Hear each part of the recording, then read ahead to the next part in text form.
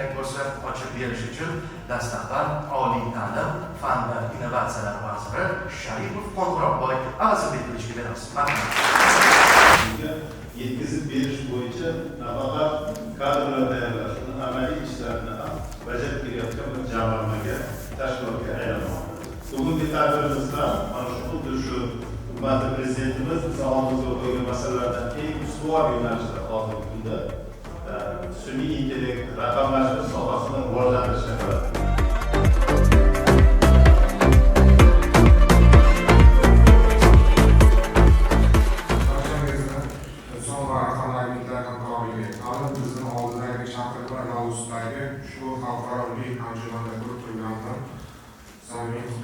Ta'lim tizimi ushbu jarayonlarning markazida turibdi. Davlatimiz rahbari ta'kidlaganlaridek, zamonaviy bilim va texnologiyalarni chuqur egallagan jamiyatgina barqaror taraqqiyotga erisha oladi.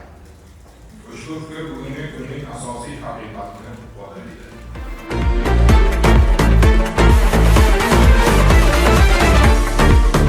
Qator vazirliklar jamujam bo'lib bitta maqsad sari ishlamoqda. Ta'lim sohasi, texnologiya sohasi, sun'iy intellekt sohasi hammasiga bosh bo'lib yo'l ko'rsatib, doim duo o'tirasiz. Ustoz O'rnimiz uzoqlaringiz sog' bo'lsin, minnatdorchilik bildiramiz.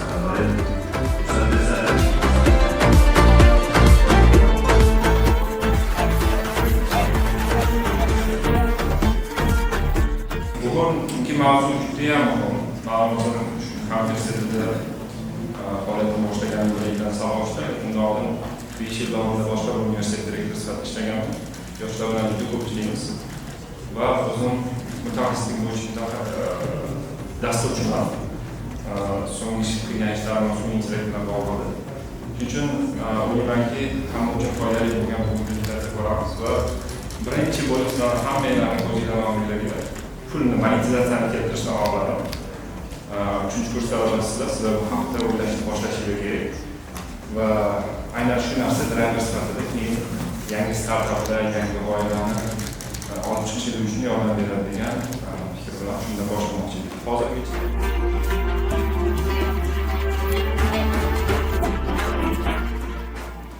Assalamu alaykum, hurmatli hamkasblar, monsieur le directeur, monsieur le président, monsieur le recteur, chers étudiants, chers collègues. With your permission, I will deliver my speech in Russian because I feel more confident in this kind of professional situation. Благодарю вас за представленную возможность выступить на этой конференции, согласно данным национальным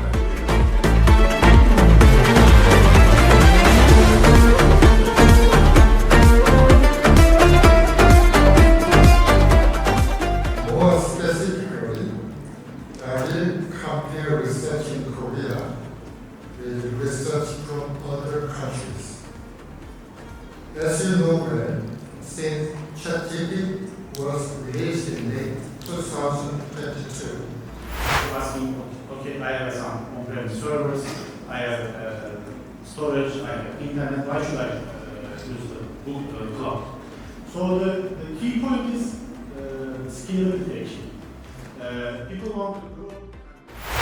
Loyiha startup davlatlarida shundan xabarni ko'rsatgan to'g'ridan o'zim tanishtirmas informatsiya shu tilmochilgan loyihani oxirgi 3 yildan beri ishlab chiqib ustida ishlayapman.